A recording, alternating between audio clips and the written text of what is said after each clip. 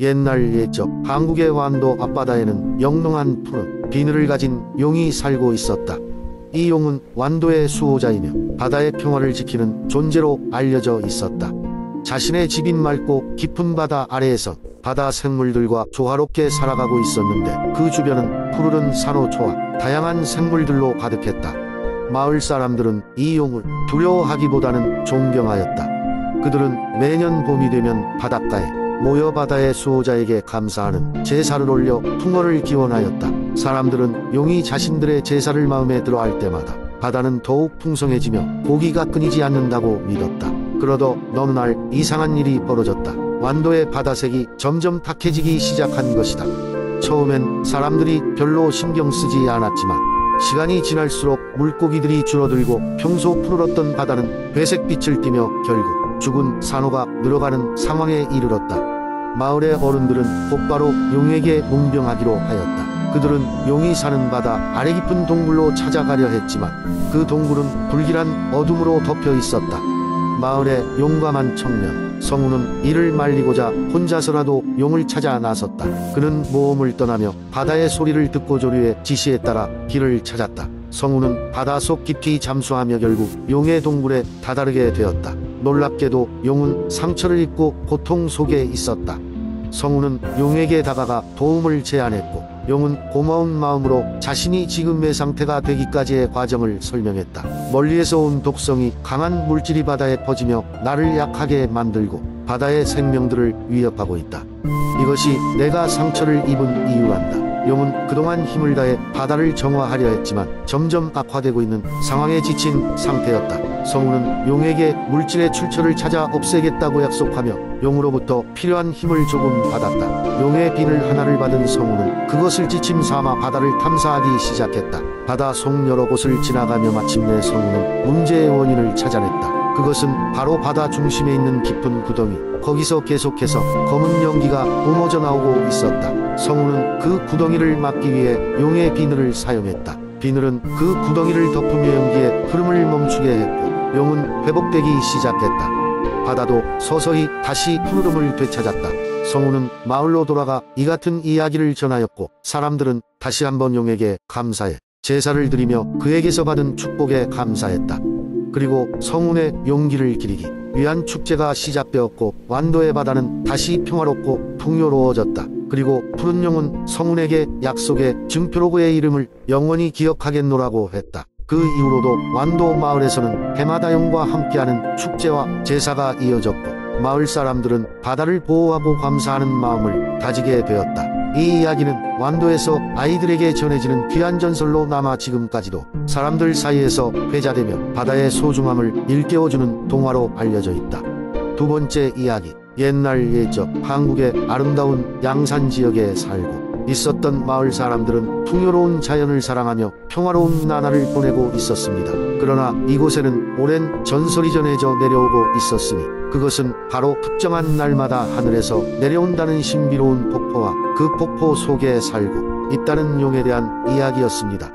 이 전설은 마을의 중심에 있는 용계산의 이름마저도 그 유래를 알 수 있는 중요한 단서가 됩니다.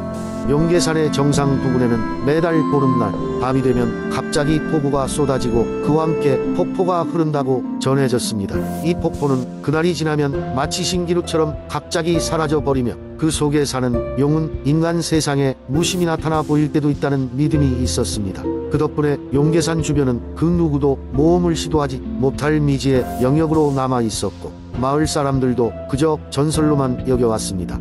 그러던 어느 날 마을에는 용감하고 모험심 강한 젊은이 민수가 있었습니다. 민수는 어린 시절부터 용계산과 그 전설에 매료되어 늘 하늘을 나는 용을 꿈꾸며 자랐습니다. 한가위가 다가오는 어느 가을 저녁, 든든한 저녁을 마친 민수는 부친에게 용계산으로의 여행을 허락해 달라고 간절히 부탁했습니다. 그 집념과 열정에 감동한 부친은 100번 고민 끝에 마침내 허락을 하게 되었고 마을 사람들의 응원을 받으며 용계산으로의 여정을 시작하게 되었습니다. 용계산의 숲길은 생각보다도 험난하고 복잡했습니다. 밤이 되자 길을 밝힐 수 있는 등불 하나에 의지한 채 길을 찾던 민수는 순간 용의 기척을 느꼈습니다. 긴장감이 감도는 가운데 용이 나타났고 용은 민수에게 호기심 어린 눈으로 말을 걸었습니다. 어찌하여 이곳까지 왔느냐? 라며 민수는 자기가 가진 꿈과 마을의 이야기를 용에게 진솔하게 이야기했습니다. 용은 그러한 민수의 이야기와 꿈에 큰 흥미를 느끼고 비밀을 하나 알려주겠다며 그를 폭포 안으로 초대하였습니다. 폭포 안에는 환상적인 수중 세계가 펼쳐져 있었고 그곳에는 수많은 전설 속 비밀들과 진귀한 보물이 가득했습니다. 무엇보다도 용은 민수에게 진정으로 원하는 것을 자문했고 민수는 그동안 고민했던 자신의 인생의 목표와 마을에 대한 사랑을 솔직하게 전했습니다. 그러자 용은 민수에게 마을로 돌아가 마을을 지키고 앞으로 더욱 번영하게 만들 수 있는 힘을 줄 것이라고 예언했습니다. 민수는 곧 다시 마을로 돌아왔고 이후 그는 마을의 지도자가 되어 많은 사람들을 도우며 용계산의 전설을 지키고 전하기 시작했습니다. 마을 사람들은 민수를 진심으로 신뢰하고 따랐으며 그 덕분에 마을은 점점 더 번창하게 되었습니다. 그리고 용계산의 전설은 오늘날까지도 사람들에게 전해 내려오며 가끔씩 매달 보름날 밤이 되면 여전히 그 신비로운 폭포가 흐르는 모습을 보기도 한다고 전해집니다. 이렇듯 양산의 전설은 마을 사람들뿐만 아니라 여러 곳의 사람들에게 신비로움과 용기에 대한 이야기를 전달하고 있으며 그 전설 속용과 민수의 이야기는 오늘날까지 사람들의 마음속에서 계속 살아 숨쉬고 있습니다. 세 번째 이야기 옛날 옛적 한국의 아름다운 영주 지역에는 신비로운 연못 하나가 있었습니다. 이 연못은 푸른 달연못이라 불리며 연못 주위에는 누구도 감히 범접할 수 없는 고요한 자연이 펼쳐져 있었습니다. 매일 밤이 되면 달빛이 연못에 비쳐 연못은 마치 은색 거울처럼 빛났습니다. 연못 주위에는 전설이 하나 있었는데 그 연못 속에는 어떤 소원이든 이루어주는 신비한 정령이 산다는 이야기였습니다. 하지만 이 정령은 참된 용기를 가진 아이만이 만날 수 있다고 전해졌습니다. 이 때문에 마을 아이들은 누구나 한 번쯤 이 연못에 가서 소원을 빌기 위해 궁리하곤 했습니다. 영주 마을에는 성호라는 소년이 살고 있었습니다. 그는 남들보다 작은 체구와 조용한 성격 탓에 다소 내성적이었습니다. 그의 부모님은 성호가 더 용기를 가졌으면 하고 오늘 바랐습니다. 그러던 어느 날 성호는 용기를 얻기 위해 모험을 떠나기로 결심합니다. 바로 푸른 달 연못으로 가기로 한 것입니다. 성호는 밝은 달이 뜬 밤 몰래 집을 빠져나와 연못으로 향했습니다. 그 길은 멀고 험했으나 성호는 용감하게 발걸음을 옮겼습니다. 그는 연못 근처 숲의 어두운 나무와 소리 없는 바람을 두려워하지 않았습니다.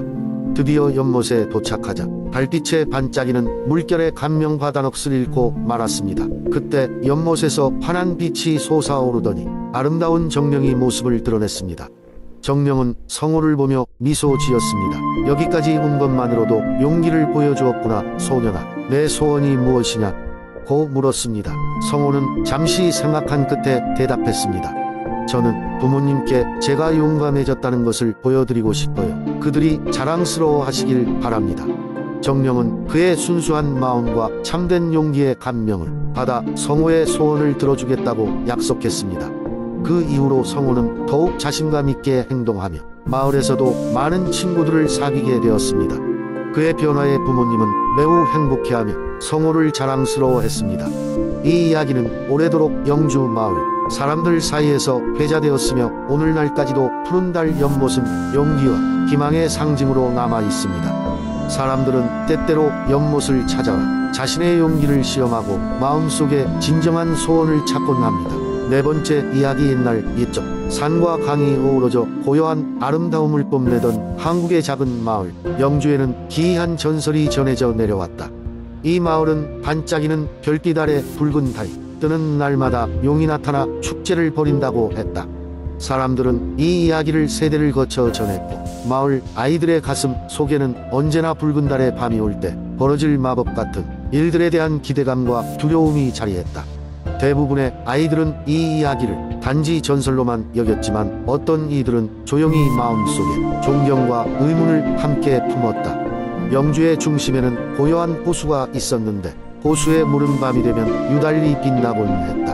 이는 온 마을 사람들에게 신비로움을 안겼고 그들은 이곳이야말로 용이 나타나는 장소라는 믿음을 견지했다. 그래서인지 마을의 어르신들은 붉은 달이 뜨는 밤에는 절대로 호숫가에 가지 말라고 충고했다. 하지만 이러한 경고에도 불구하고 과거의 어느 밤 젊은 청년 준수는 호기심을 이기지 못하고 호수로 향했다. 그날 밤 달은 유난히 붉게 타올랐고 호수의 물결은 은은한 빛을 내뿜으며 마치 별들이 수면 위에서 춤을 추는 것처럼 보였다. 준수는 자신의 두 눈을 믿을 수 없었다.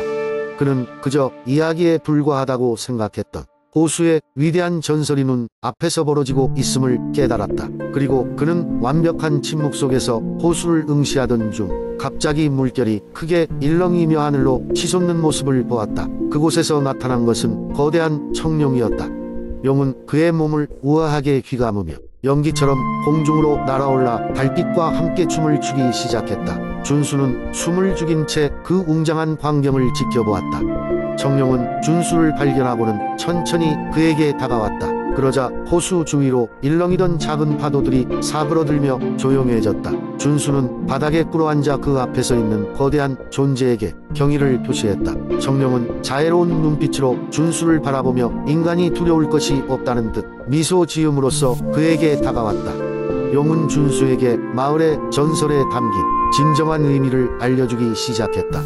그 전설은 힘과 권력에 대한 것이 아니라 자연과의 조화를 증명하기 위한 것이며 마을 사람들 사이에 끈끈한 유대를 돌이키게 한다고 했다. 청룡은 이 연회가 마을을 보호하고 평안을 가져다주는 의식을 기념하기 위한 것이라고 설명했다. 이야기가 끝나자 용은 자신의 원래 자리인 호수로 천천히 돌아갔다. 그 후로 영주의 전설은 단지 전설이 아니라 마을의 아이들은 용과 부활하는 이야기로서 진정성을 가지게 되었고, 이후 매년 붉은 달이 뜨는 날 밤 영주의 마을 광장에 선 사람들의 웃음소리가 가득 차며 서로의 손을 연결하였다.